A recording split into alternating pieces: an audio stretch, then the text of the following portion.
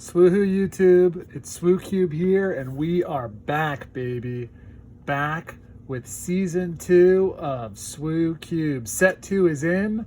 I've cracked my cards, I've updated the cube, and I have very many starter decks to post videos for. So, a lot of content coming. Wanted to start off my set 2 content with just a quick update on the Swoo Cube and what I have done with the release of set 2 to update the Swoo Cube. And that, quite simply folks, is I just built a set 2 set cube because right now, if it's not broke, don't fix it. So right here, as I'll just pull up a section of the uncommons, is the sorted, unshuffled, because this is unplowed snow, never played. Just sleeved up. There's 2 of each uncommon, as I do. So I figured I'd talk a little bit about why I am keeping with, for set 1, it was kind of obvious. We really only had the option of doing a set cube unless we wanted to remove some bad cards, but I actually found that the bad cards added a lot of things that I enjoyed to the limited environment. So if you followed with my content last season, you saw I made some changes to the cube over the weeks and months, and ultimately settled on a very simple 3 commons, 3 of every common, 2 of every uncommon, 1 of each rare and legendary. That is what I did for Shadows of the Galaxy, which is right here. Oops, wrong way. But all the familiar cards we know and love. For set 2, I tinkered with the idea of building a combined, a 2 set cube and kind of curating a list of my favorite cards or cards that I thought worked well together. But ultimately, it's not broken. This first set cube was the most fun I've had playing limited for any card game like ever. And in my very, very brief experience of pre-release action, playing limited for Shadows of the Galaxy is just as good. So I just want more of that right now. I think in the future, we will absolutely get to a time where cubes that kind of rise above the level of limited that can be achieved in just simulating the set limited environment will be very possible. And they may already be now. I know there's some people out there who are posting singleton cube lists and they seem to be having a lot of fun. More power to those guys. Hyperspace Cube, TD Tata, John Tata are 2 guys. And I know the KTOD guys as well have a cube that they're bringing to Gen Con this year. So there'll be some cool, I think those cubes are singleton. So it'll be a mix of kind of both sets.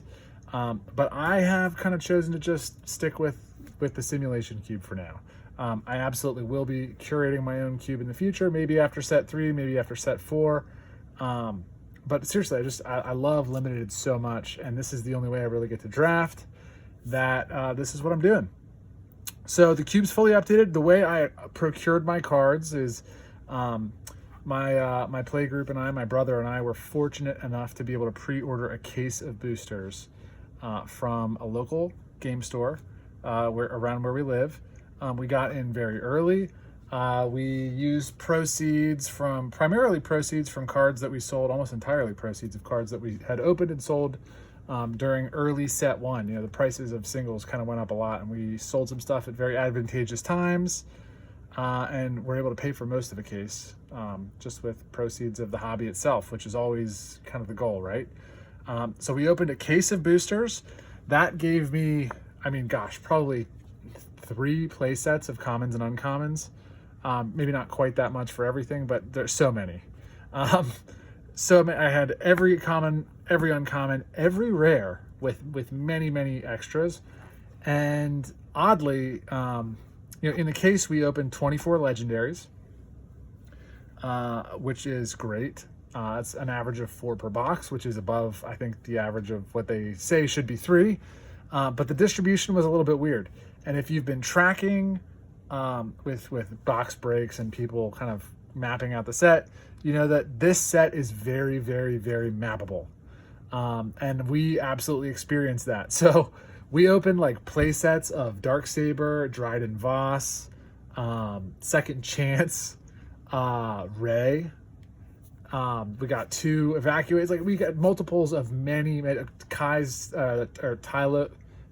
Ren's TIE Fighter.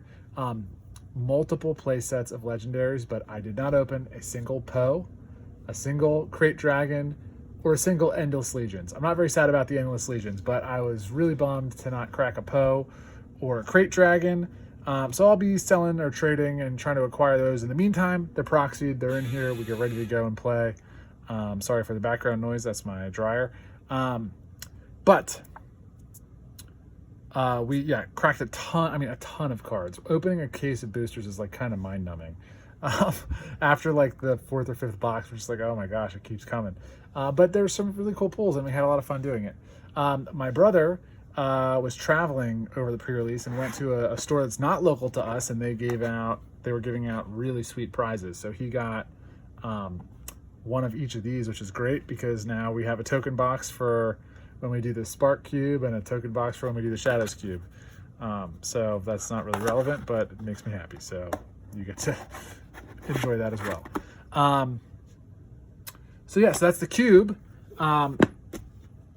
And I probably won't have a ton to say about it. I'll probably post my list like I normally do, but when we draft. But it is really simple. Just 3, 2, 1. Sticking to the system. If it's not broke, don't fix it. Got a starter deck set. I've played a lot of games with these decks. They are phenomenal. Just as good as the set 1 decks. Great matchup. Tons of replayability. I'm going to do an in-depth video at some point on this. But I think first I'll probably post a lot of my own custom kind of starter deck-esque tabletop, kitchen table, casual starter deck box things that I've been working on.